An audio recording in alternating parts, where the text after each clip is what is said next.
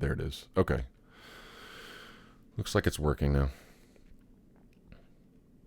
Let me know if you see me there, YouTubers. Seems right. Okay, yeah. Sweet. Andy might run with us tomorrow morning. Are you serious? You got Andy to Arjun, good to see you this morning. You're going to get Andy to run with us? Really? So I'm talking to my cousin. He's in town this week. He was going to join me on the podcast, but we decided we needed to sleep in. Actually, I didn't sleep in. I went and wrote today's essay. Okay. All right. Looks like it's synced up now. Sorry for that hiccup there. Hello, YouTube. Hello, Arjun Pradeep. Shore Shack Pizza Joint. Yes, we're going to go to Shore Shack for some pizza. All right, looks good. Looks good. Looks very good. Let me try to chill for just a second here, real quick. A little quicker roo while we wait to get Judah in the doohickey.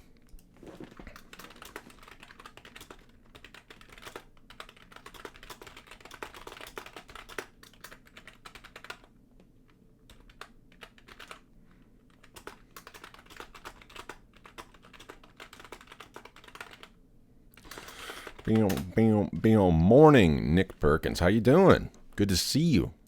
All the way over from Periscope. Doing well. We're just getting some technical difficulties sorted out. About to launch my weaponized middlebrow rhetoric. So these some friends, the guys I work with, they showed me this, let's see. Oh, Finally. There he is.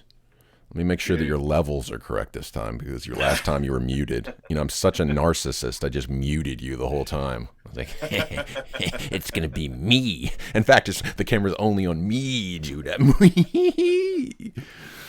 Did somebody say that? No, it's me. Oh, shoot. Don't see that. Don't look. Oh, no. What? There was the link. Now anybody can get in. Oh, no, I'm just kidding. No, they can't. Okay, Dude, let me try now. I have had it up to here with Hangouts. Okay, well, we're gonna switch over. We're gonna switch over to. I'm gonna be a guest. If all plays out well, I'm gonna be a guest on the Perfume Nationalist podcast.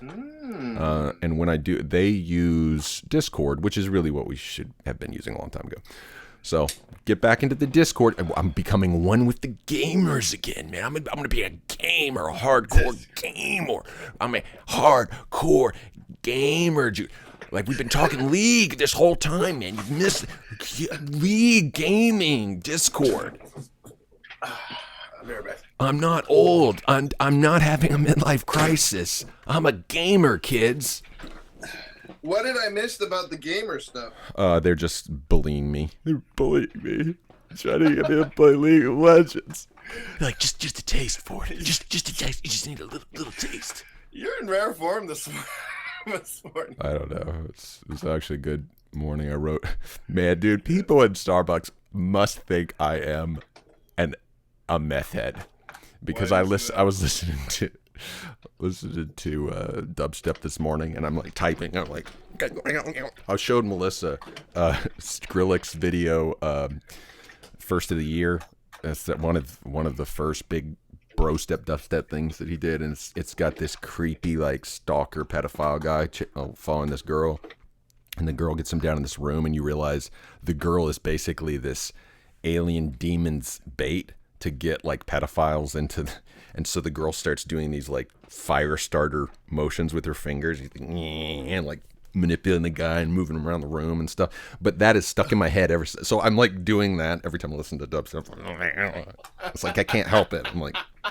I'm possessed by the dubstep demon. And so people are like, I can only imagine what they see. Oh, man, it's great stuff. All right, let me That's crazy. I had to go back. I saw your motions. Why do you make me bigger than you? I don't understand that. Because it's like, trying to imagine that I'm not actually a narcissist. Trying to prove to myself that I'm not. Yeah. What? Okay, hold on. I'll get this. I got this. Oh. Oh, I got this. Oh, yeah. No big deal. Okay, hold on. You are window capture 2? You watch your language. No. Window cap. Yeah. I am whatever I want to be. I am whatever you say I am. I'm more than one thing. That's right. Okay, hold on. I gotta get this other thing set up. What am I doing? That's right. Mm-hmm. Okay. Okay. There's something else I needed to do. What was it? Oh, that's right. Fix this. Okay, what window are you, Judah? Window 2. Oh, man, I don't even know. It's not. I see me. You're fine. I don't understand how you're even showing up, to be honest. Oh, there you are. Okay, sorry. This is why you need a Jamie, man. Anyone want to be my Jamie? Anyone want to be my Jamie? Volunteers? I'm training up my kids. To get the kids to be the Jamie. Yeah. Pay your daughter. That's true. She doesn't want to be on screen, so I could pay my daughter to be. Yeah. It's funny. My kids they love being on screen. My daughter used to. Yeah, I mean, she was like a camera hog back in the day, but no, not anymore. Teenage years. I can see how that would change. She's so influenced by, one of her favorite people was, let's see, not Pokemon, Lily Pichu. She's a streamer who plays, I mean, she played some League, but she was always so shy at the beginning. She would cover her face. So I was like, no, it's not that. Yeah. It's like a lot, especially in Korea, they whenever they scroll to the audience, everyone's covering their faces. Nope, they can't see. And I'm really curious about the cultural reason for that. Is it? I don't know. It's very interesting. Whereas you go to Anaheim where they're playing League, and it's everyone's like, yeah, just typical American. Oh, but Europe gets like that too, though, in the football games, man. Europe is big into the celebration and everything. Yeah. Trained by day, Ford's rant by night, all day. Man, that's what I should do. I'll do my Diaz. Was that Nate or Nick? One of the Diaz brothers. Train by day, Joe Rogan podcast by night. Oh yeah, all day. I'll do my version train by day, Ford's rant by night. All day. I'll work on it. See if I can get it down. Musical note asked, is the hurricane threat to your place? Yeah, I was wondering the same thing. A part of me was thinking, are we going to have the podcast? Oh, please. Hurricanes. I feast on them. Yeah, no, we do need to say a little prayer for the peninsula of Florida. They're the ones in the firing line right now. It's going to be bad, I have a feeling. So I think there's some kind of trough that might drive the hurricane right up the peninsula. It's going to be an Irma part 2. Irma did more damage in terms of money to the continental U.S. than Michael did. And Michael was way heavier of a storm. Really? But it was just because Irma went right. I think it was sustained, but it was on the peninsula, so it was still getting energy from the water. So it just went up the peninsula of Florida, wreaking havoc as it went. It was more water billion, and stuff. Yeah, $50 billion in damage or something. Whoa! Am I going down south? Nah. That is tempting, right? I mean, go ride out another storm. But we'll see what happens. If it comes across the peninsula, if it actually makes it all the way across and hits the Gulf again, we're screwed. Because every time that happens, it's us or Louisiana. It's there's only 2 options there. It's nah, it's not true. It has, some of them have gone over to hit Texas, and Texas, it got ruined by Harvey. Houston was obliterated by, it was mostly rain, but it's just so much rain. So that's the thing. A lot of people think of the winds, but sometimes it's the rain that's the problem.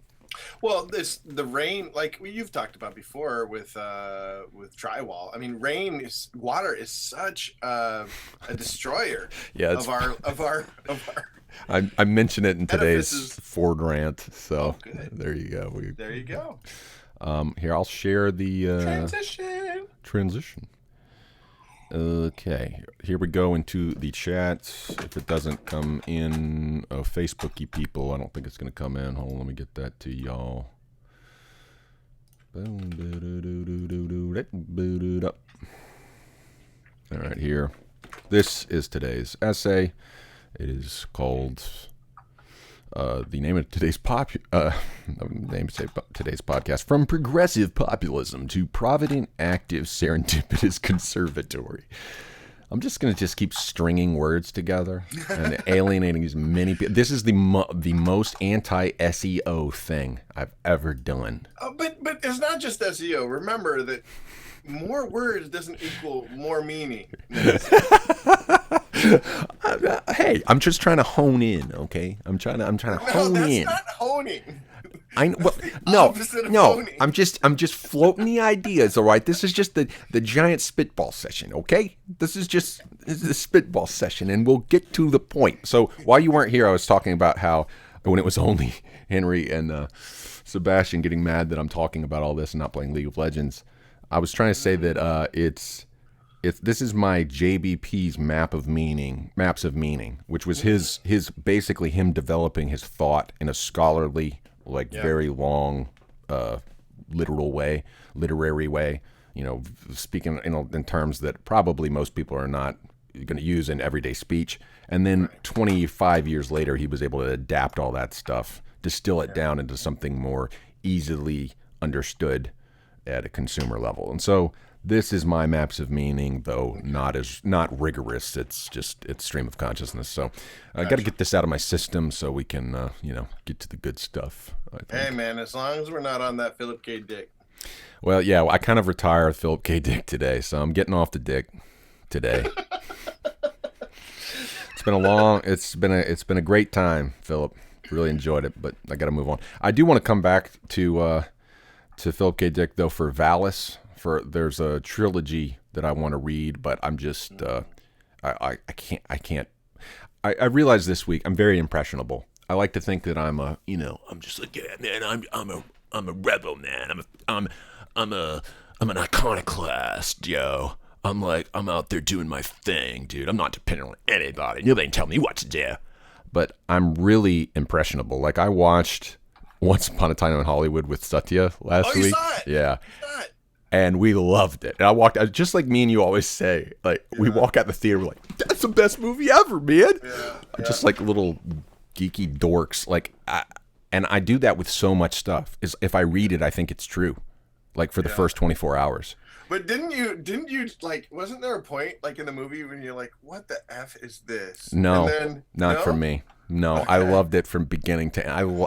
It's my favorite movie. Tarantino movie, hands down. Satya looked at me and said, I think I like it better than Pulp Fiction. I'm like, my daughter. Well, here's the thing I was, and we got to reverse redact this, but oh yes. Here's what I was telling a friend is that like, it might be the best Tarantino movie for Christians because, or like less. Oh. It's got the least amount of sex. And violence. Right. I get what you're saying. And you know what I mean? The violence at the end is so Tarantino. Like that's the only real. What I loved about it is he made fun of himself throughout the movie. He's got that fetish about showing food. We're getting into our reversed redaction. We need to save this for Jared. Yes. But the way he subverts the food fetish, it was fantastic, and it ties into the climax so well, dude. Oh man, Brad Pitt was so good. He was so good. Leo was so good. Like I was really fangirling on Leo in the one scene where the little girl whispers in his ear. Holy shit! If that's not a scene, man. I was crying, dude. It's so good. I know. I mean, like, golly, this movie is so toxically masculine, but in that moment, it redeems all the toxic masculinity, in my opinion. This is about good masculinity. Like, JBP talks about meek masculinity, like knowing how to wield your sword, but keeping it sheathed. Ooh. And when What are you talking about? Sacrilege? Brad Pitt's stuntman beating the shit out of Bruce Lee. Man, it was so good. It took me by surprise, man. Oh man, I loved it. So, anyways, I'm impressionable. I see something and I'm just like, oh, I've always believed this. So I like to think I'm an iconoclast, but I really am kind of a geek out as a fanboy. I'm overly enthusiastic, and the problem with that is, you are like a boat blown and tossed by every wind of fad, you know. And so I like to think that I have good taste, but that taste kind of tethers me to just my emotions. And so if I don't have something, if I don't have a Ubik to keep me level, then I just sink into this trough, and then Ubik doesn't work. I've always known that I'm impressionable. I think people have told me quite a bit that I'm a sucker. My dad is always sort of like, it's the cool thing, right? Like, we just believe it's cool. But here's the thing: is that it's all, I understand it, and I know, like, I also know that it makes me very sensitive to the zeitgeist. You know, like it makes me very, like, I am typically ahead of the curve on certain things. That's true, and that's the thing I don't want to lose in the process of growing up in my.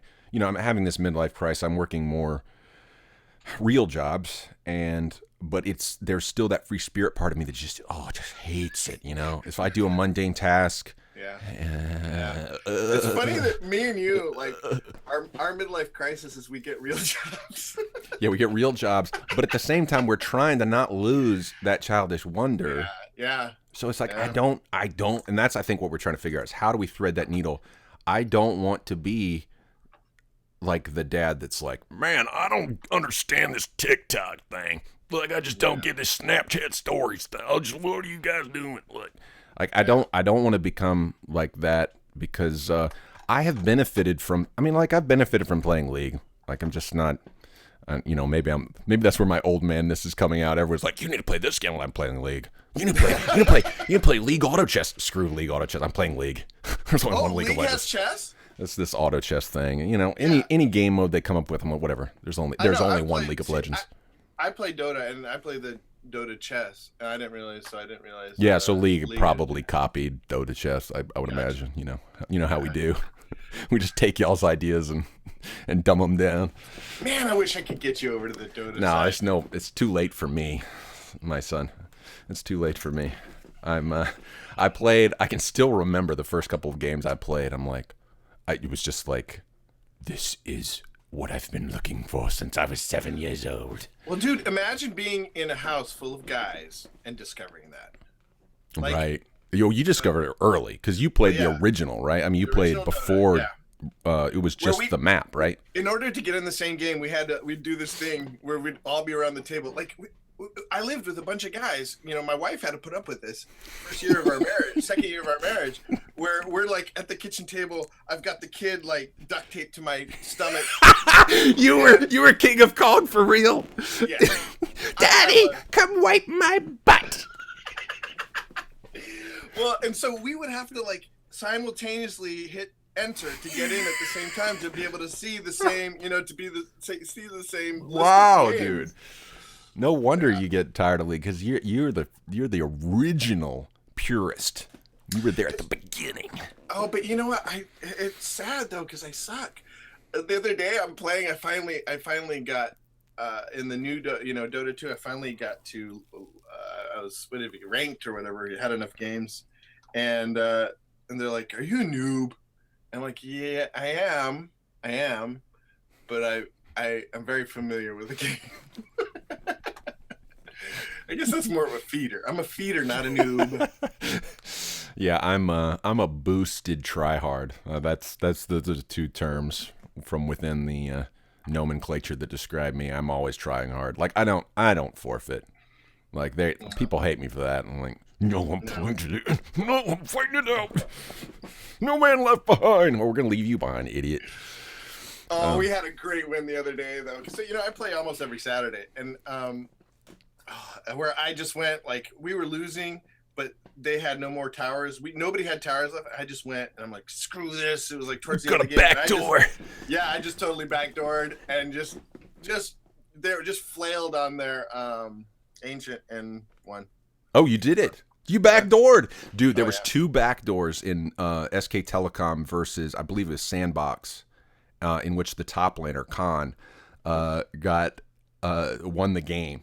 Like, oh, he Wow. played Sebastian's favorite champ, Quinn, and dude, it was, oh man, it was just geek out, nerd moments. Oh, I've got to catch up. Actually, they just played. They're playing right now, or the last few hours. They played their finals for the season for Korea. So SK Telecom. I mean, you know about Faker, right? Like, are you Yeah. familiar with the mythos Oh of yeah. Faker? Yeah. So it's his team. So Uh, they're in it. But yeah, WoW is dominating Twitch right now. It's at the top because of the WoW re-release or whatever. Henry oh, was telling me interesting. about it last night. Yeah, it's actually above Fortnite. Can't wait for that dumb game to be off the top 10. I've tried so hard at I Fortnite. hate those games, man. I just hate them. They just reveal my inadequacy Yeah. as a shooting man, as a first Well, person shooter. and we're just Or not good at third microing, person. man. We're just not good No. at microing. That's why I like League, because it lets you kind of get away with it. You can kind of face roll, You got strategy, you can kind of make up for it. All right, let's get a couple bits of the chat. Quinn, yes, baby. Let's get a couple. Oh, that's right. Henry always calls you Seth Rogen, Judah. You know what's weird? The other day, I got onto Dota, and some kid was like, "Who is this? Who's on right now? Seth Rogen?" I'm like, I never get called Seth Rogen by my voice. That's pretty awesome.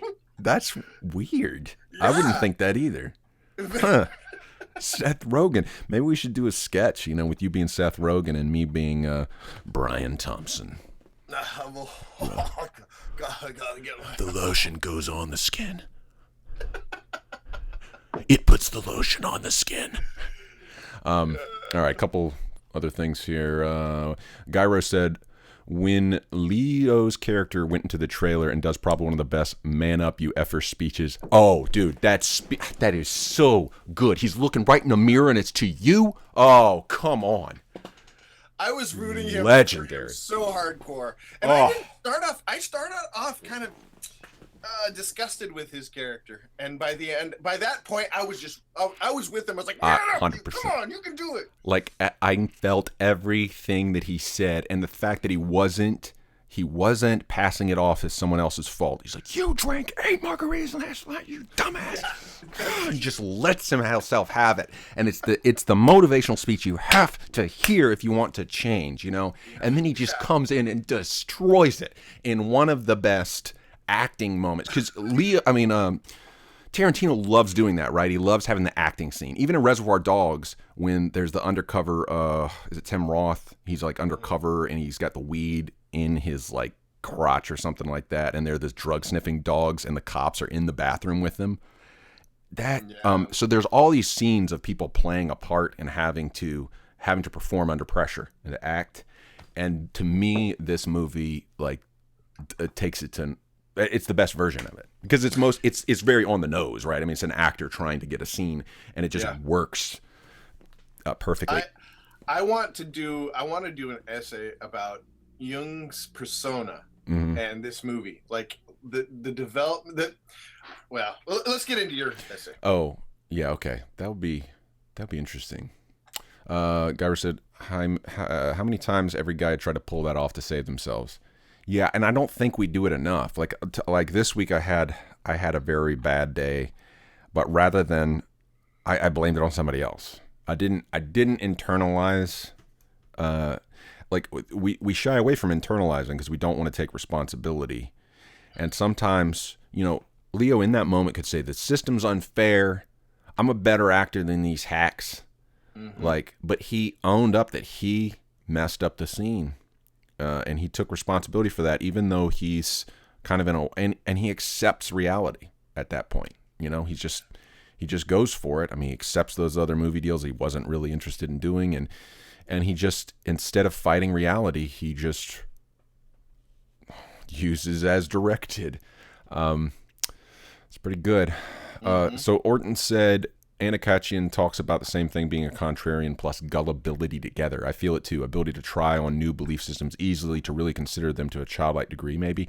And that, at my best, I've been able to do that. Like when I'm in a good emotional place, like when we were in India watching Bollywood, like I could watch it without this ironic detachment making fun of it.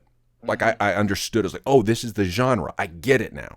And it's the same thing like appreciating a soap opera, like once you get in them, or a musical, once you get in the rhythm, you can start to appreciate the art within the genre, right? But when you're in a bad place, you start becoming cynical, and you're not as generous, and it kind of cuts you off. Being that contrarian, if you don't have that ability to incarnate into the culture, then you just end up being more and more isolated, and it's pretty.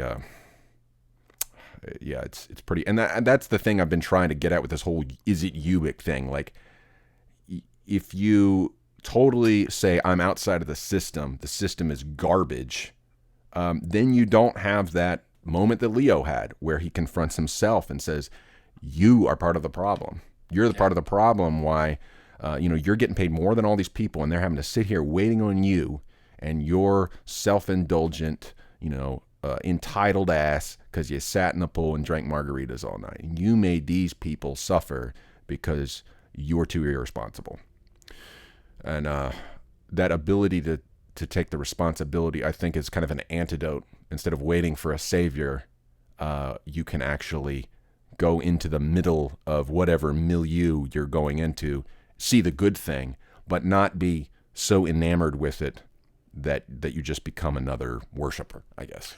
Well, but it's not just experiential. I think there's something scientific involved. I was listening to JBP this morning talk about the optimal proximity of learning or something like that. It's like that zone between not understanding something at all and yet understanding it just enough to be interested in it. Like there's something in us that, there's that competitive edge we have. He talks about it in a evolutionary terms, like where we see something, we want to know why is it, could it have value, Right. But it has to be understandable enough for us to engage with it. Yeah, it's like one of the guys I follow on Twitter, Akira, I can never remember his handle. It's like a hex code or something like that. But his byline, his bio says something like, "You cannot learn a thing you think you know." And I think too often I do that. There is this tendency to jump to a conclusion. I got this. You read the gloss and you're like, I'm an expert. And that's the problem with a lot of what passes as journalism. It's just, I'm embedded. I'm one of the team now. I've been here 2 months. That's one of the things that I realized about myself and have started implementing when I get to an impasse. When I get frustrated, I get to an impasse, I ask myself, where's the blind spot? What do I assume, what do I assume is absolutely not the problem? That's where the problem usually is, where I say, well, it's definitely not that. Well, that's usually where it is, because guess what? You've been looking everywhere else. Yeah, and I think that's the whole point JBP gets at with his constant referencing Alexander Solzhenitsyn, taking responsibility for the sins of totalitarianism, for Leo taking the responsibility for the sins of corporatized Hollywood's showbiz sensationalism.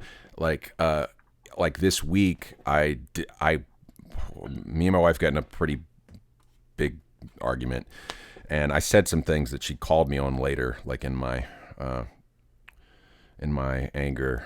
She called me on later and pointed out the fact that I'm projecting onto her my own insecurities. Like, she doesn't think any of that about me. And I'm thinking that she's thinking it because of whatever, And so they say, if the common denominator is you, maybe the problem is you, Mm-hmm. That's good. Okay, let's jump into this. I think we've sufficiently lowered the amount of people here, so anyone who tunes in the middle of this, God be with you. Okay, August 31st, 2019, the Surfing Violence Podcast version 0.21 thought for the week. From progressive populism to Provident, active, serendipitous, conservatory. Just as we must conserve our men, women, and children, so we must conserve the resources of the land on which they live. Theodore Roosevelt. Teddy Roosevelt was well-intentioned, and he did a great job with his naive populist progressivism of using the power of the state to do what governments do best. Pave a road to the Keynesian clown world hell we all inhabit, where money is worth the rapidly depreciating goods we all clamor for. Houses that are allergic to water. Cars that short themselves of any investment value as soon as they're driven off the lot. Computers and smartphones designed to be obsolete even sooner than previously thought possible. In his book, Principles of Economics, Carl Menger makes it clear that the only way to make economics work in a capitalist system is if we conserve the useful properties of our capital goods. If Teddy, Marx, Keynes, Wilson, Hoover, FDR, and every Fed chairman since had bothered to actually read this tiny little book, we wouldn't be here. If someone comes along and baits and switches gold with pyrite and makes every sucker believe fool's gold is real gold, if someone can convince the morons that we have discovered the Philosopher's Stone and it is the government with its divinely mandated Midas touch alchemically transmuting paper and pixels into gold, if hucksters can convince us that energy drinks actually give us added energy instead of just borrowing our future energy and leaving us in a depressive crash a few hours hence, and that mainstream music is actually music, and modern politics is anything other than a paint-by-the-numbers mixed media K-fob reality show, then capitalism has been compromised and becomes an unholy remix of the nastiest predatory and parasitic nether realms of natural selection. Artificial selection reigns. Listen to that Teddy quote again. Just as we must conserve our men, women, and children, so we must conserve the resources of the land on which they live. That sounds so nice, but what precedent was that useful idiot setting there? Humans as fungible resource. Fungibility means interchangeability. We use this to describe commodities, products, and currencies that are impossible to distinguish from one another. Progressives think of people as vote blocks. Populists think of people as consumers. This unholy yin-yang powers the political dynamo everywhere you go on this planet in 2019. You are nothing but an interchangeable good. Dumb us down. Conserve less and less value. Enshrine corruption and decay as progress. Judah and I have been talking a lot about Ubik, and I've been trying to figure out what Philip K. Dick was communicating with this crazy story about a seeming deus ex machina that comes in the form of a capitalist product. I've been asking myself the question, is it Ubik? But after almost 2 years of ruminating on the conundrum, I think it's the wrong question. We will not escape this humans as commodity consumerism looking to a product, currency, or ideology. We need provident human action. We need to quit thinking of ourselves as static, passive entities that just are who we are. I'm just a drunk. I'm just a slut. I'm just a nerd. I'm just an athlete. I'm just a starving artist. I'm just a dumbass. I'm just a piece of shit that will never amount to anything. I'm just a manic depressive hot mess. I'm just a schizophrenic autist that can't find which way is up. I'm just a midlife crisis looking for any noose that will give me some relief. It's not too late. We can take a step back. We can say yes to the same old spin cycle, or we can say yes to possibility. I propose a rewording of our socio-political dialectic. Progressives, beginning with Teddy actually, were very concerned about conservation. Conservatives, on the other hand, don't seem too concerned about conservation. Since the words conservative and conservation come with short-sighted political framing that have all but fractionally reserved themselves out of any real meaning, I propose the term conservatory. Same idea.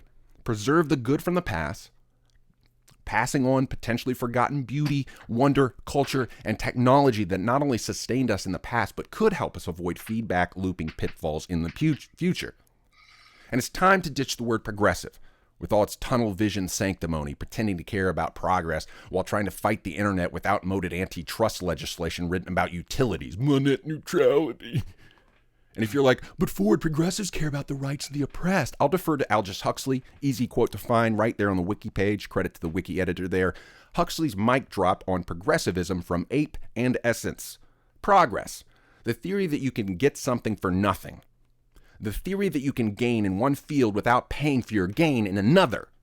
The theory that you alone understand the meaning of history. The theory that you know what's going to happen 50 years from now. The theory that in the teeth of all experience, you can foresee all the consequences of your present actions. The theory that utopia lies just ahead, and that since ideal ends justify the most abominable means, it is your privilege and duty to rob, swindle, torture, enslave, and murder all those who, in your opinion, which is by definition infallible, obstruct the onward progress march to the earthly paradise. Remember that phrase of Karl Marx's, force is the midwife of progress? He might have added, but of course Belial didn't want to let the cat out of the bag at the early stage of the proceedings, that progress is the midwife of force.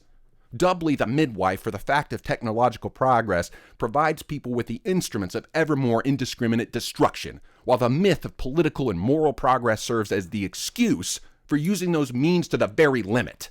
I tell you, my dear sir, an undevout history is mad.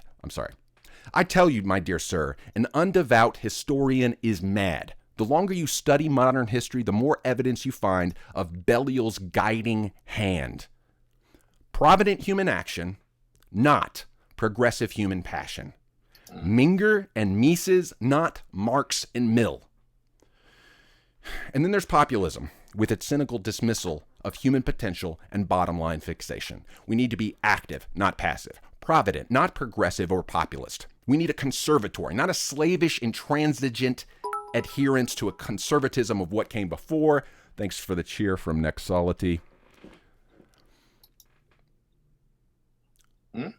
I'll get to it in just a second. We need a conservatory, not a slavish, intransigent adherence to a conservatism of what came before. But in a typical Ford form, I want to add one more word, serendipity. You can't plan your way through everything. You have to leave room for the Holy Spirit, for this incomprehensible, beautiful wonder that can happen at a moment's notice. So come on, lords and ladies, aren't you sick of the consumerism IV drip keeping you subsisting in a half-life hellscape of existential dread and wage cuck maximalism? Let's get out there and figure out how to dance from progressive populism and usher the 21st century into a new era of provident, active, serendipitous conservatory. Nexality with the one bit. Thank you. That was just thank you. What are you talking about? I got the thing right here, man. Just read it yourself. And you know. Conservatory. I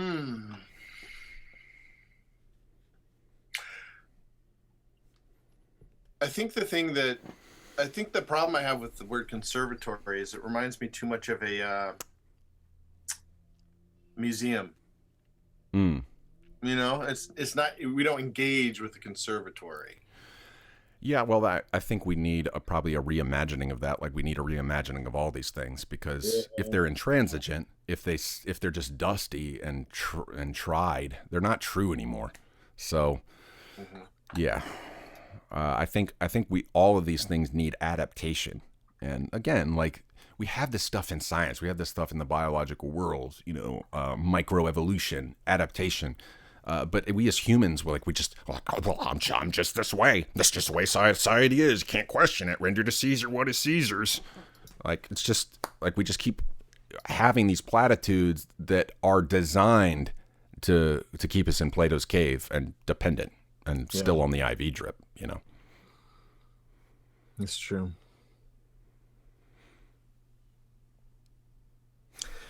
I think it's hard for me because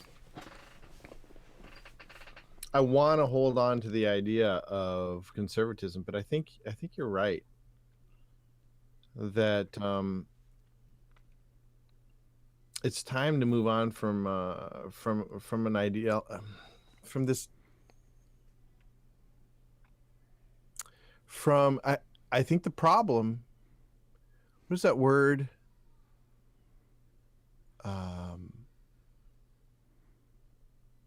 It's like this ideological problem, right? Like Mm-hmm. how ideological, it's this ideological dogma Yeah. that doesn't allow, like you're saying, doesn't allow us to really progress, to really grow. Right. We stick to dogma. Yeah, Jared just said platitudes are probably among my top 3 pet peeves. Hate them with the fire of 1,000 suns. And platitudes is dogma, right? Like it's true in a certain case and a certain point in history, but at a certain point, you have a new technology that enters the scene, a new language that enters the scene, a new cultural innovation enters the scene, and that platitude no longer really applies. You need new wine for new wineskins, and our problem is we just do not want to upgrade certain things. We like it as it is because we're scared of the potential heresy on the other side. It's like, oh, the wolves are at the door. Oh, what if we let this go? What's coming? And it's not just conservatives who are guilty about that. Like somebody said, we've talked about this before, but I can't remember who said it, but everyone is conservative within their own field. Actors are conservative. They don't want to have people come out from outside, and they don't want viners amongst their ranks. I studied at Cambridge. No viner's going to be here with me. So we're all guilty of that, and in politics, look at look what happened to Bernie Sanders. One example of conservatism. like he was rattling the cage, rocking the boat. And they just say, fall on your sword, Bernie. Like, no, we've got the delegates. They forced the hand of democracy. It's like the Democratic Party, and they're like using super delegates. Like, it's just the game is designed to be intransigent, instead of being dynamic and realizing, sometimes a loss is okay because it means things are changing, and we need to figure out what actually works. Yeah. So I was listening to JBP talk about this morning, like, what do we do? It's in everybody's best interest to figure out what, you've heard him talk about, like with the bottom 10%. What do we do with the bottom 10%? The group of people, he always talks about that the military won't let into the military because they're sub, IQ of 80, and I just don't. They never talk about religion. They never, and which, even just saying that, I feel a little reaction to. So I understand, but like, there's something about.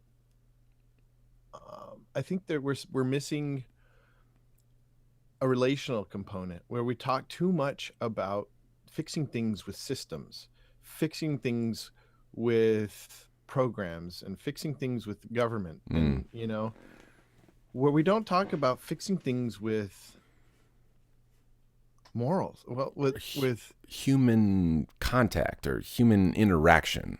Yeah. Like even Hillary, when she said it takes a village, I honestly think that that's what she's trying to get at. I totally disagree with her manner of going about it, but I do agree that human contact is something, and I think that's why she used a rustic term like village. We are missing out on that.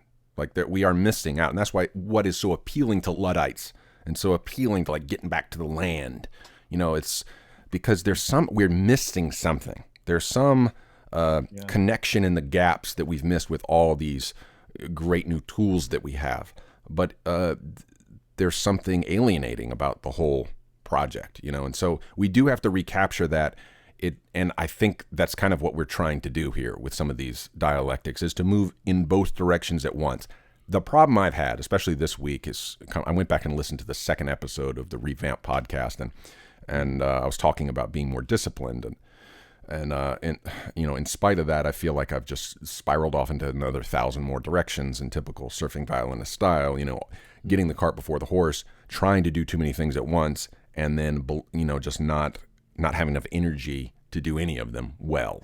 Multitasking before I have the center of gravity to do so. Because that was the whole thing. It's like, for now, I need the discipline of, conformity to Well, it's a conformity to discipline is what I need in order to the straight jacket, I think is what I said, almost like a cocoon in order to get to that point where I can fly and dance. And so I don't, I think the path forward has to be almost like it has to be more focused and more provident. And that's why I keep referring to Minger here and Mises, because they're real meticulous about how they define how we got to this point in post-industrial capitalism. We got to this point not because of factories or machines. We got to this point because people started analyzing how goods and services are traded and how people meet each other's needs in a more economical fashion, in a way that actually suits everyone better than if they were stealing from one another or bartering. And the thing is, it's like a system, it's like America with a system of checks and balances. The more arcane it gets to game the system, the more it rewards people who are very cunning, and conniving. Yep. And so it's difficult to figure out who has broken, the enemy just shifts. Everyone's pointing at someone different. Everyone's pointing you got us libertarians pointing at the state. Well, what is the state? Alex Jones says it's the CIA. You got white nationalists saying, blaming immigrants or blaming the Jews. You got people on the left blaming the capitalists, blaming the fascists. Like the name, it's just this shifting hydra. And whenever we go to take a swing at the thing, it's like, ha ha ha. Like it's very shadowy. And and I think it's unfair to say it is a small cadre of people. Like I don't buy it. I think this thing has gotten, and that's, where a lot of this accelerationism debate has come up. It's like, it's almost like a thinking entity at this point, this late capital beast machine, this unholy. Honestly, one of my things I do like about Legend of Zelda Breath of the Wild, and when you finally see Ganon in his full form, it's like, I feel like that's a pretty good depiction of this. It's like a mixture of Geiger-esque sort of like gooey, nasty xenomorph alien with this ancient technology, with this new technology. It is this beast. It's like a technocratic beast, and so I think that we trying to fight this thing, and it really is like a hydra. You cut off one head or one appendage, and it's just going to. I remember when my brother-in-law, he was talking about how he loved Lord of the Rings when Fellowship of the Rings came out. He said he loved it, but he felt like the Balrog, the way they depicted it, was not scary enough. And I was like, man, I thought it was awesome, man. It was like so. He's like, yeah, but there's something more incorporeal about it in the book. It felt like almost like a demon, force, like a shadow box. Supernatural. There was no supernatural about it. It was almost like trans-dimensional. And you get that, and I think that's why Lovecraft persists to this day, because there's something that defies geometric understanding. Like when you look at the thing, you can't see it. You can't, it makes you sick, just even seeing this trans-dimensional being incarnate. So I think that the enemy we are up against is something like that. It's this Leviathan myriad. Like it's a sickness. Well, I actually this morning I was listening to Brett, I think it was Brett Weinstein talk about, he was talking to JBP about this thing, and he was saying there is a limit to opportunity and resources, but there's unlimited cheat codes, unlimited gaming the system, you know, like there's unlimited ways to cheat the system. And there are these kind of cesspools and little eddies and whirlpools where you can just sit there and keep people locked in. It's so hard to get out of that whirlpool and actually get back in the flow of the thing, Well, and it's hard too, because it's like people like me and you see everybody gaming the system, I'm thinking about the way it's institutionalized. There's like an institutionalized gaming the system. that we see, and we're like, screw that, I'm going to game it my own way, you know, and it becomes this back and forth, or at least I'll speak for myself. Yeah. It becomes this back and forth of like, well, you know, if it's going to be institutionalized, I'll game it my own way, you know. Mm-hmm. And it's like this one-upmanship. It could get into this escalation of who can cheat the game the best, you know. Yeah. Get away with it. So we went back and watched season 1 of Silicon Valley, and I just, you know, again, this is my enthusiastic Ford side here, but just rewatching the first season, the amount of stuff they cram into this comedy show about entrepreneurship and the failings of the tech world. And Peter Gregory, his character is just like this kind of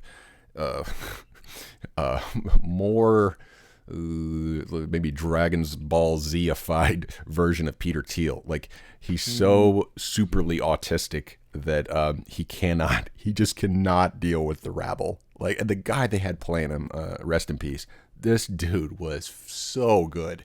But he is a good guy. And they show his genius in this one scene. And there's moments where you just realize, wow, this guy's working on a level I can't even fathom. And there are people who think like this. And when you think of a capitalist, you need to think of that character, you know, not think of, you know, I don't know, the Rothschilds or whatever. You need to think of that guy, because that guy is worth in real world, I don't know how many billions of dollars. But when you see what he's capable of doing through the stock market, you realize, wow, this is a power used for good. Like this guy is, I mean, he's not a total demagogue, you know. I mean, he does dabble, and so he does game some of these systems, and it does make you wonder, kind of like you said, like how much of playing the game do you do before you start selling your soul, and that's one of the questions we're trying to figure out. But I just think that the system as is, we've got to find some other parallel things to balance this out, and that's where we're getting at that whole getting back to more rustic, but in parallel. Like, I'm not going to throw off everything. Right. We're not going to the opposite extreme. Right. Not overcompensating. Exactly. I think that's the key. Because there's something, like, even in what you're talking about in that character, there's something about when industrial people are vilified, you know? Right. When capitalists, like provident, you know, provident action is vilified. Right. That's when it's like, well, screw it. If you're going to vilify my provident action, my industry, you know, I'm going to cheat. I'm just going to get the most I can out of it, you know? But I think that's where morality is so important. Right. I think that's where, you know, Christianity, religion, that's where that comes in. Because if we're all if it's just dog eat dog, like, why not cheat the system? Why not oppress, you know? And that's where we get into this artificial selection, you know, where it is just, it's this technocratic version of natural selection, where it's not eating to eat. Like, oh, you know, I always make fun of it, how pristine the natural world is. It's like, oh, what part, you know, the parasites and the fungus that cause other creatures to die and, you know, are being living, you know, hosts for their progeny. You know, is that the kind of pristine nature you're talking about? But we have all those same things in artificial selection, where it is just it's almost subsidizing parasitism and all sorts of nasty, just evolutionary. You want to say that they're dead ends, but they persist. I mean, they're very hard to move on from. Well, I haven't completely thought this through, and so I want to ask you, how do we incentivize charity? How do we incentivize good actions, you know? Because that's the way we're going to get out of this, not by, you know, fascist forcing everybody to do right. But how do we incentivize people to be more interactive? How do we incentivize people to look down and, you know, reach out to their bottom 10% neighbor? You know? It has to be intrinsic, and it has to be with integrity. You know, we were talking about cool as a utility instead of cool as showmanship last week. Well, same thing with charity. It has to be utility. It has to be something that comes from the person. It has to be inborn. It has to be intrinsic, not extrinsic. Because as soon as you incentivize it, As soon as you make it popular, it's done. So I was thinking about Kiva. Like they tried it. They tried doing and I'm sure they're still doing some good work, but they did, charity microloans, zero interest loans. I think that's a better way to do it. I mean, if you're going to do this sort of thing, don't give to charity. Go through Kiva. Give a zero interest loan to somebody who's trying to start a chicken farm or somewhere, and then they pay you back when it's done. And if they don't, you're not going to probably do, illegal action against them. But it's a zero interest rate loan to people who just cannot get it anywhere else. However, it's easy to game that. There are ways to game that on so many ends. And that's the problem with putting tech into the middle of charity, is that it's easy for enterprising goons and warlords and thieves and hucksters to get in the middle, and they're the people who are going to draw attention to their ostentatious displays of generosity are the people who are going to shipwreck that system. And in the meantime, like so as soon as it takes on form, and as soon as it is known, that's why Jesus was adamant about it. Don't let your left hand know what your right hand's doing. As soon as you tell people about it, it ceases being a benefit. It ceases being a good and becomes a parasite.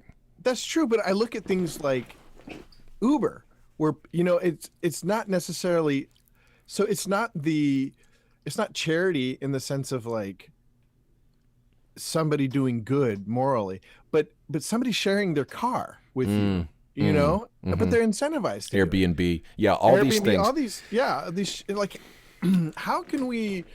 Again, maybe we're already doing it. Yes, I think again it's an economizing thing. If you can find a way to maximize the utility in such a way that it is rewarding people who are not taking resources from someone else, because that's what that one thing. I can't remember if it was. I think it may have been Harsh who told us about that Brett Weinstein talk.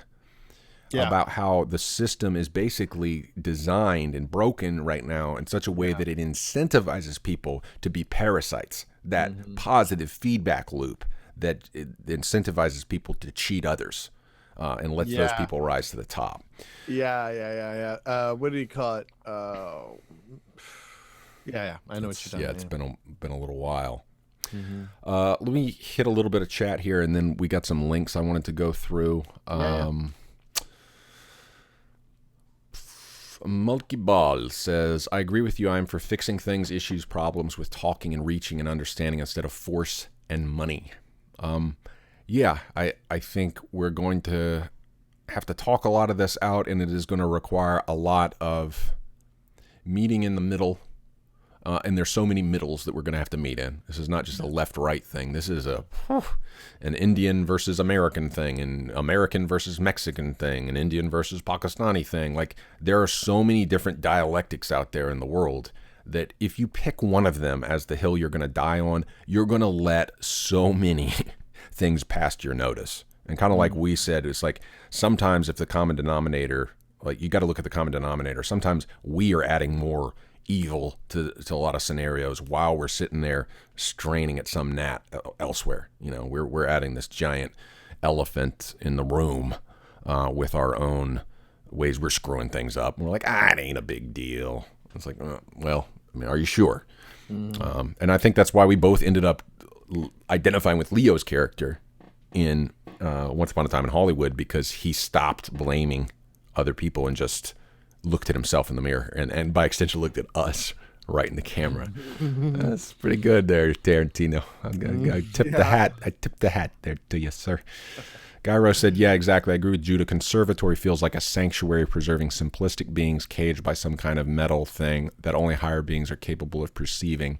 So, yeah, I don't want it to be like that. I'm not talking about that. I'm talking about conservatory, the sense that I'm thinking of. Like, my grandmother would do these musicals when I was a kid, and they were god-awful. I pity the people that came and listened to me playing violin when I was 9 years old, but she basically had a bunch of little kids play. But the nice thing was she was trying in her own way to kind of get back to that old conservatory idea back in, Victorian times and the classical and romantic periods where like Goethe would have like Schumann, or I don't know. I'm making up the names here, but I can't remember who it was. Like Schumann would have so and so over.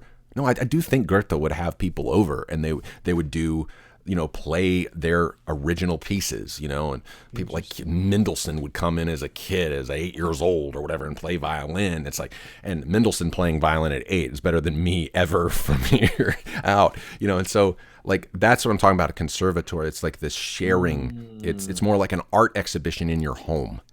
So think about it like that. Like, but it's a preservation of the best that has come before. And really, right now, the best conservatory is the internet. I mean, that's when it's used well. It's us curating the best things that we can find. And you look at some of this stuff. I mean, some of this like photoreal art and stuff that people do. It's insane. Well, that's actually where my mind went, was like, what if the government, instead of trying to control some of these social media entities, what if instead they put the resources towards curating, like if they went through and started like boosting small people. Well, I think they've been doing that.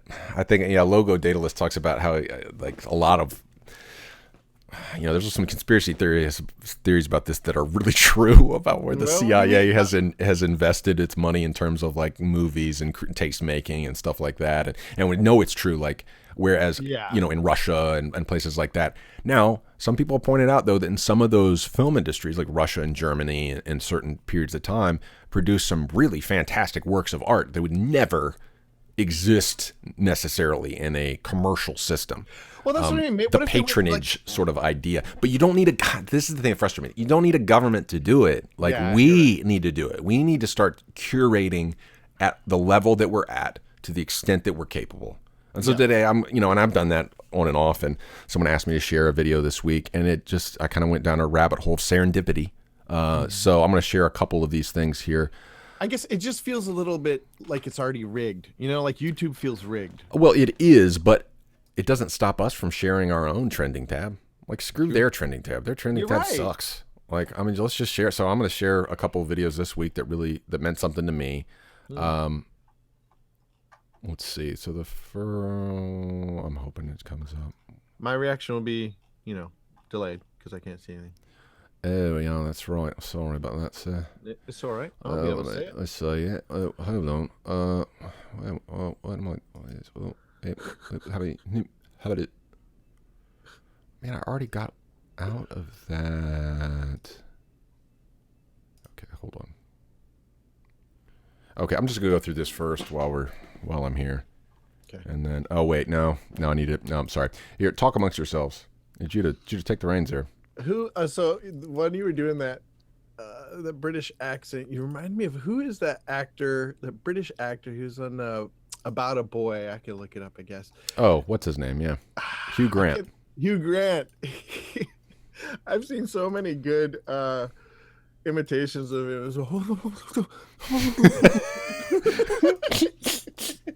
It's just how you're like,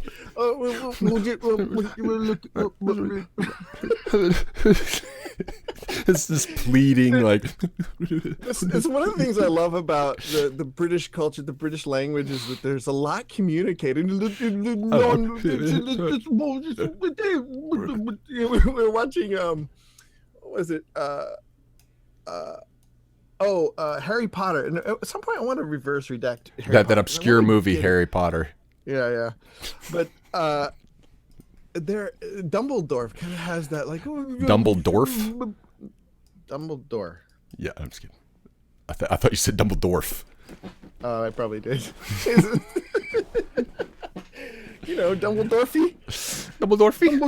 Dumbledore. But there's like something communicated in these little.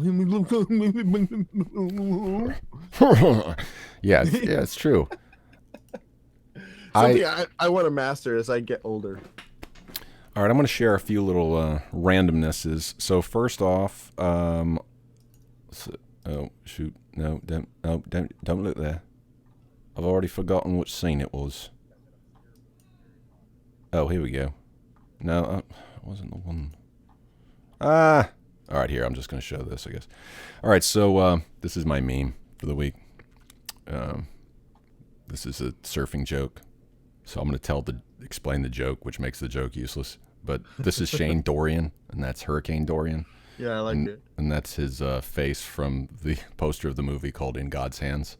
It was this. I see. I didn't get it. Oh, it's this terrible surf movie, dude. It was just so the guy. I think it was like the director of Red Shoe Diaries was like going to make a serious film, and it was going to star surfers.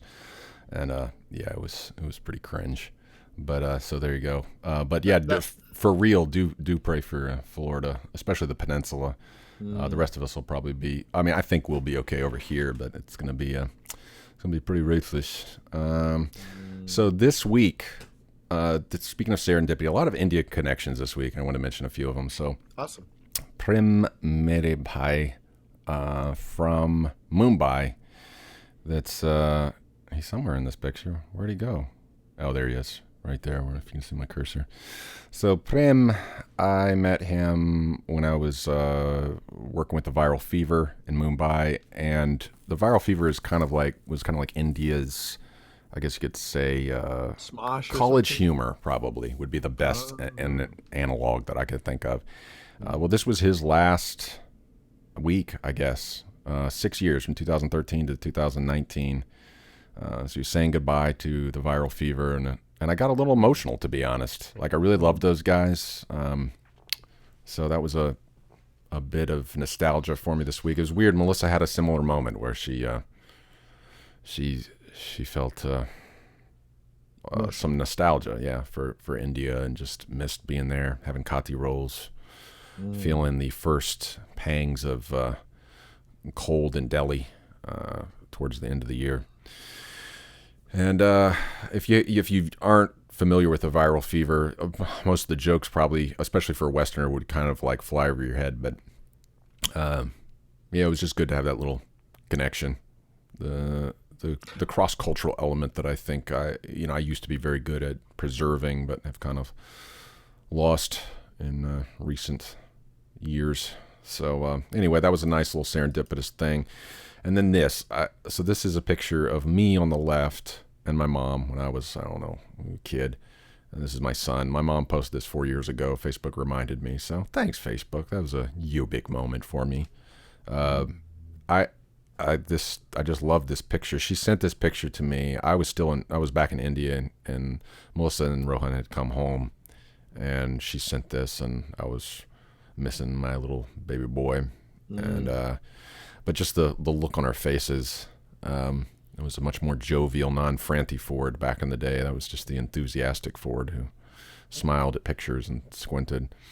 But I just thought about these three generations here, and how, we take this very, again, intransigent idea of what conservation or conservative means. But genetically, we conserve what came before, but we become something new. We're moving on. You can see a little bit of my mom in my son if you look closely enough. You can see a lot of me the eyes in my son. But he is not me, and thank God for that. But at the same time, like, you don't want to just forget, we all are like a million people. I mean, think about that. I mean, our ancestry, we are carrying on. Yeah. We can try to not be conservative all we want, but there's value from that genetic material, and we've got to mine that for what it is, not just ethnically or linguistically, but biologically. There's stuff encoded in us that's worth mining and worth refining. Yeah. My dad used to always say, as I grew older, I was actually thinking about this morning. He also used to say, it's time for you to increase and for me to decrease. And I was thinking this morning, my dad, my family always encouraged, like, they always celebrated my individuality. My dad would say, he'd say, like, that's nothing like how I would see that. And he was excited about that instead of saying, like, right. So, but see, that attached me to him at the same time as it helped me grow as my own individual person, because he was excited about it. I stayed connected to him. But but he still celebrated the fact that I was different than him. And I think that's something I want to continue with my kids. Right. To be able to move, to progress, but to retain, and to keep a memory going. So we got another random one here. This is just a fun. I stumbled upon this. I thought I'd share it. Yeah. This is what YouTube is made for right here.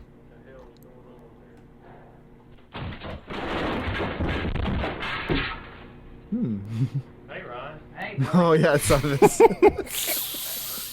That hurt. Hi, Ron. Hi, Billy. So Vishnu shared this. He's a surfing violinist friend and viewer from India. So we won't watch the whole video here. I'm going to throw this in chat, though. Let's see. Can I? Yeah, just show. Doobadoo. It should show up for the people's. Let me switch back. But this is a great little comedy bit for you Americans who want to get a better sense of Indian sense of humor. This guy's there was a few that just cracked me up when he's talking about CID. So it's the Indian version of Law and Order, or CSI. It's actually more like CSI. I made a spoof of it one time. Like, that show is just if you can get, like we were talking earlier, if you can get, like Orton was saying, suspend your cynicism. Okay. And get into the mode and watch this show. It's the longest running TV show in India's history, and maybe in world history, honestly. They had so many episodes, dude. It's insane. They did an episode a night.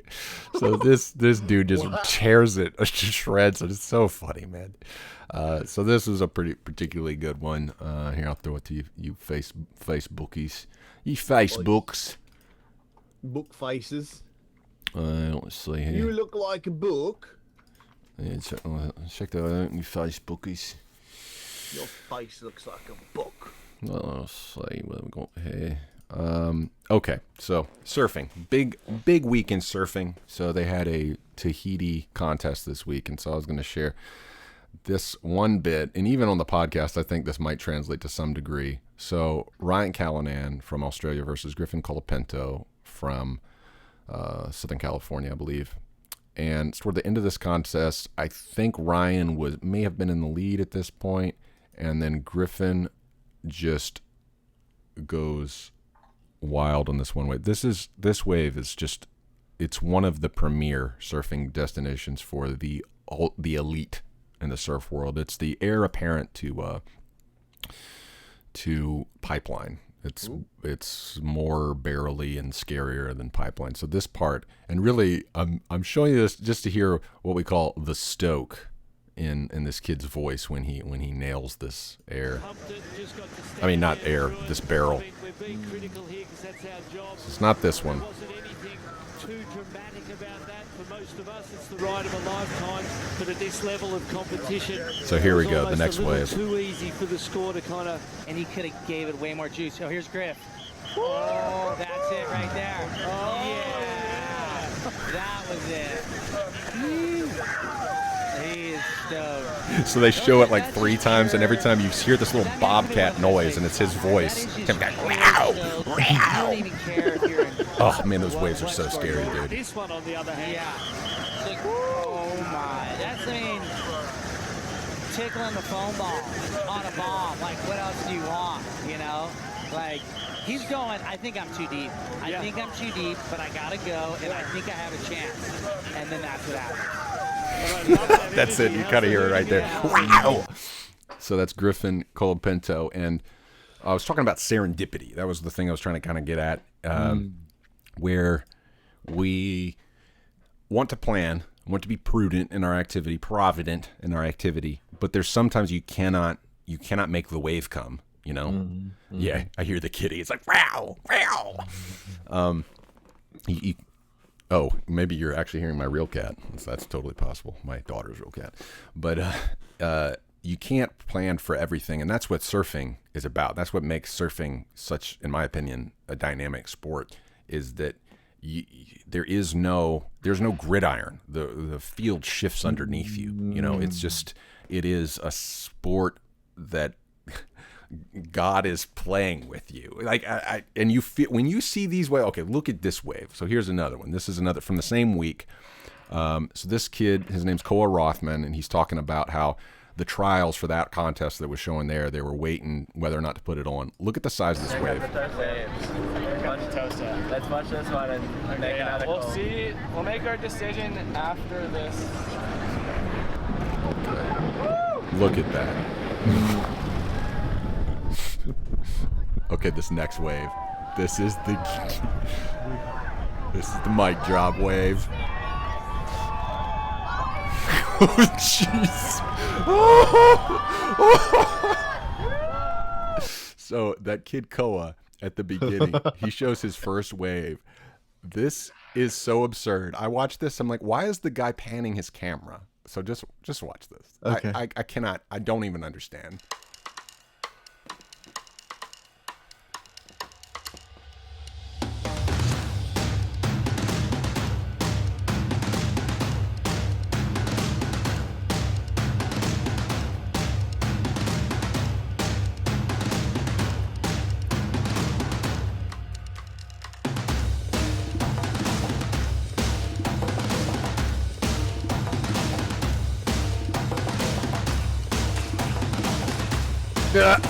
There he is. He made that wave. Couldn't That's see amazing. anything for 4 seconds. Pure obliteration behind Yeah. the foam. And when he was explaining it, he was like, I couldn't see anything. It was just pure instinct. How that kid did that. Like, these guys to me are heroes. Like, that is a dance of just... And seriously, that wave can absolutely kill you. I don't think people, if you haven't experienced the ocean, like, you don't understand the danger as much. Like, it looks, that's the wonderful thing about the sport, is it looks beautiful. Right? It looks beautiful. But the danger coupled with the beauty is just something so divine, you know? Right. The look on that, he explains it. He's like, dude, my heart was beating out of my chest. He just looks so cool at the end. I was like, nuh-uh. They edited that. There's no way he made that. Like, because he just appears, like, materializes way down the line. The guy had to pan the camera all the way behind him.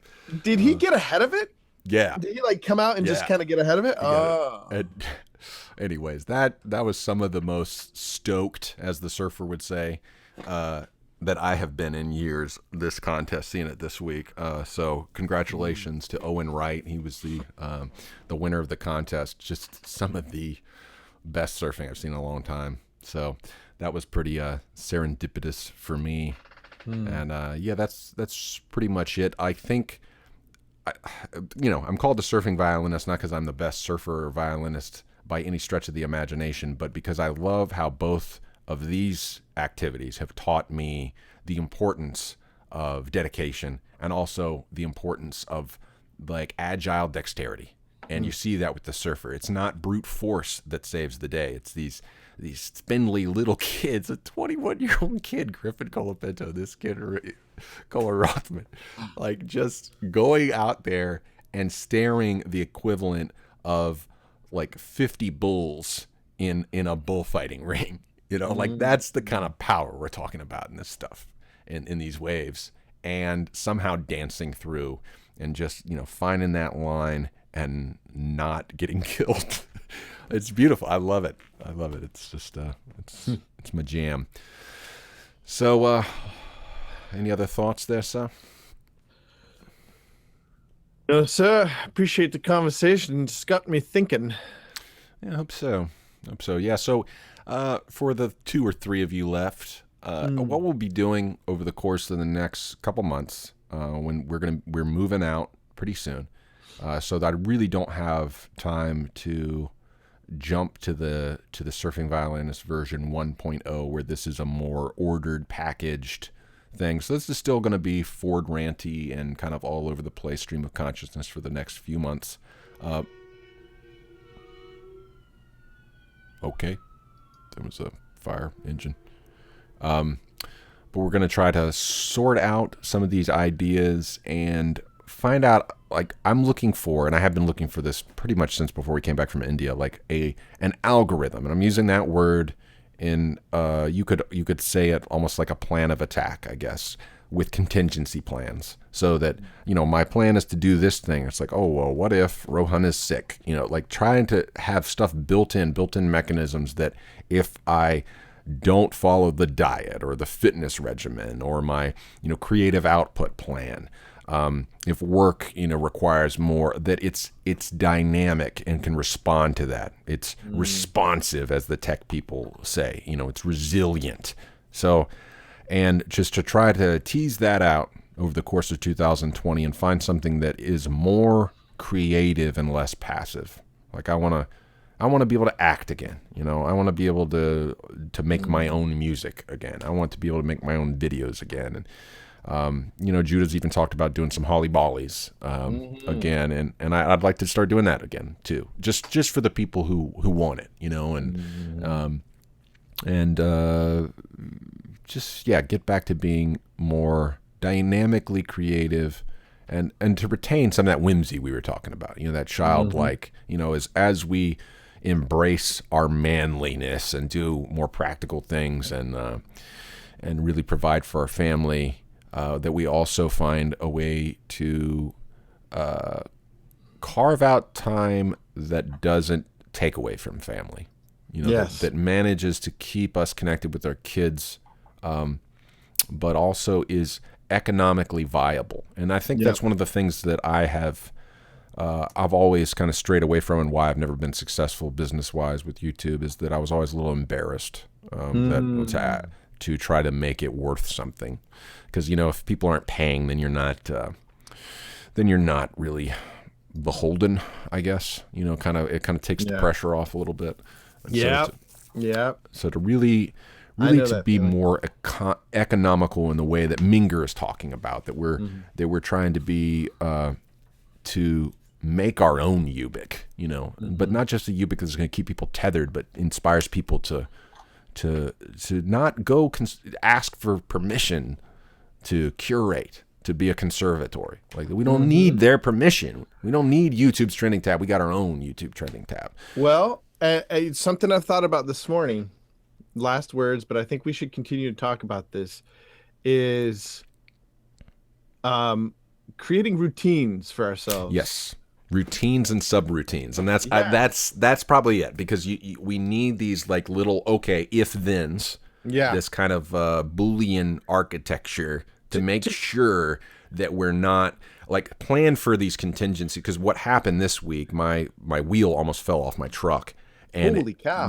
And I thought it was flat, and it turns out that one week I was bragging about how I didn't lose my shit that time when I had a flat tire, and I was like, it was a 3-hour thing, and I think I'm really growing up because I figured it out and MacGyvered it. It was really cool. And, well, then a month later, I apparently had been driving on these rusty studs and lug nuts that I hadn't tightened well enough.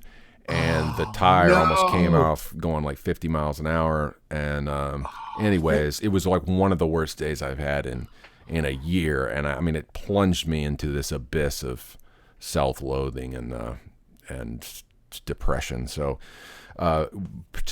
again, that comes back to that dream I had about my grandmother tripping on the trash in the room, where we really have to do a better job of keeping the kipple and the Gresham's law from piling up and surrounding ourselves with all this useless crap, that is just really hindering us. Yeah, and I just believe that we can dance so much better within a structure. Yes, you're absolutely right. And so, what my dream, so I'll, for the few of you here, my dream, I'm calling it dubstep ballet, and the idea is regaining the height of Western musical achievement that Wagner inherited, but somehow shipwrecked, but retain while adding to it that rock and roll jazz sensibility of improvisation. Like, that's what I'm going to try to do with my musical presence online. So I'm going to be calling it dubstep ballet. Like, it's something I've been teasing at for the last 10 years in some way or another, but I never really could put a name to it. So my goal is to, you've probably seen me do some of this stuff when I was trying to do those dubstep cadence runs, those things I was going to do. Did you ever post that video? No, and that's again one of those things where it's like it was cart before the horse. I wasn't ready. I just didn't have time to do that. So I haven't. I mean, I keep meaning to edit some of the clips, even just the clips of the podcast, and just getting time to do that is just not presenting itself with work as it is. Yeah. So, but that's long-term goal is just to imbue our music and our performance art with this sense of wonder and violence and beauty and restraint, and that's what the height of symphonic music was doing in the 1800s. I mean, you go back and listen to Rimsky-Korsakov or